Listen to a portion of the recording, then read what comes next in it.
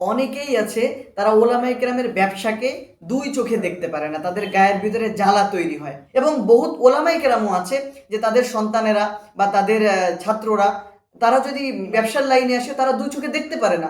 কেন রে ভাই? তাহলে কেন আমাদেরকে কিতাবুল বুয়ু পড়ানো হয়, কেন আমাদেরকে তিজারত সম্পর্কে পড়ানো হয়? তো এটা কি শুধুমাত্র পড়ার জন্য নাকি এটা প্রয়োগ করার জন্য?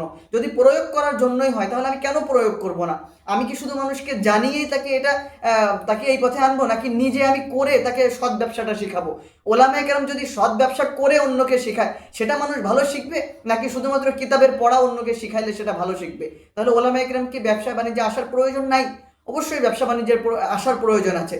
বাজারে একজন সৎ ব্যবসায়ী থাকার প্রয়োজন আছে, একজন আলেম ব্যবসায়ী থাকার প্রয়োজন আছে, একজন নামাজি ব্যবসায়ী থাকার প্রয়োজন আছে। আবার অনেক সময় দেখা যায় যে পরামর্শ দেয় যে শুধুমাত্র মাদ্রাসায় খেদমত করো, শুধুমাত্র মাদ্রাসা মসজিদে খেদমত করো।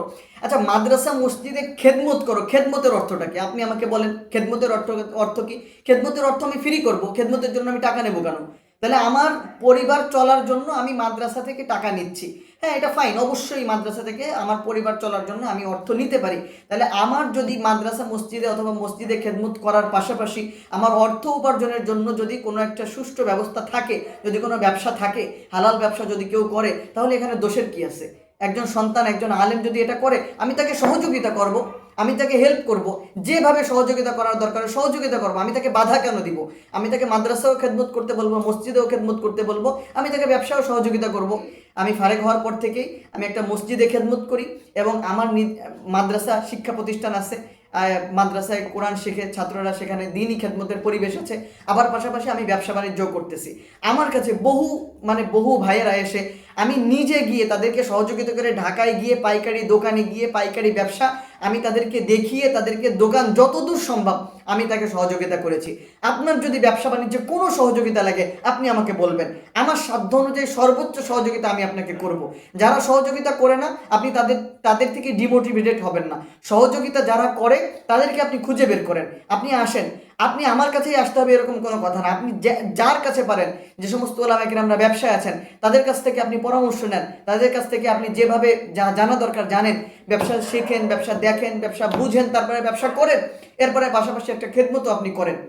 শুধুমাত্র মাদ্রাসা মসজিদের উপরে নির্ভর করে দেখেন কি হয়, মাদ্রাসা মসজিদের উপরে সন্তানরা নির্ভর করে, তারা অল্প বেতনে চাকরি করে, এরপরে তাদের সংসার চলে না, পরিবার চলে না, অভাব অনটনে অনেকে থাকে, অনেকে সমস্যা হয়, এর জন্য মানুষের কাছে দ্বারস্থ হতে হয়। তখন মানুষ তাকে ক্রিটিসাইজ করে। কেন করে?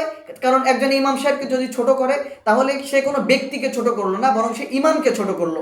একজন আলেমকে যদি ছোট নজরে দেখে তাহলে সে কোনো ব্যক্তিকে ছোট করলো না, সে একজন আলেমকে ছোট করে দেখলো।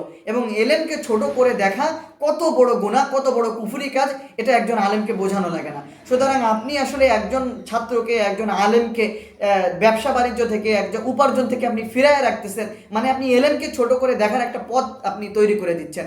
সুতরাং আমি বলবো যে ওলামায়ে কেরাম মাদ্রাসা মসজিদে খেদমত করবে, ওলামায়ে কেরাম দ্বীনের খেদমত করবে, ওলামায়ে কেরাম দায়ী হবে, ওলামায়ে কেরাম তাবলীগের ময়দানে মেহনত করবে, ওলামায়ে কেরাম পীর মুরিদির ময়দানে মেহনত করবে, ওলামায়ে কেরাম ঠিক একইভাবে ব্যবসার ময়দানে মেহনত করবে। সমস্ত জায়গায় ওলামায়ে কেরামের মেহনত থাকার প্রয়োজন আছে। ভাই, আপনাদেরকে যারা ডিমোটিভেটেড করে তাদেরকে আমি বলবো আপনারা ডিমোটিভেটেড হবেন না। যারা আপনাদেরকে পরামর্শ দিবে, যারা সৎ পরামর্শ দিবে, যারা ব্যবসা বাণিজ্য করে তাদের কাছে যান, পরামর্শ নেন, ব্যবসা দেখেন, ব্যবসা বোঝেন, ব্যবসা শিখেন, ব্যবসা করেন এবং সহিভাবে সুন্নাহ প্রদর্শিত পথে ব্যবসা করেন। আমাদের থেকে ব্যবসা শিখে বাজারের মানুষ ব্যবসা করবে। সুতরাং আমরা সে পথে মানুষকে দ্বীনের পথে অগ্রগামী হওয়ার জন্য ব্যবসায়িক লাইনে আমরা পরিশ্রম করবো ইনশাল্লাহ। এজন্য আপনাদেরকে বলবো, যারা ব্যবসা করতে চান তারা শুধুমাত্র টাকা থাকলেই অন্যের ব্যবসা দেখেই ব্যবসায় নেমে যাবেন না। আপনারা ব্যবসা দেখে, ব্যবসা শিখে, ব্যবসা বুঝে তারপরে ব্যবসা করবেন। ধন্যবাদ, আজকে এতটুকুই। আসসালামু আলাইকুম রহমতুল্লাহ।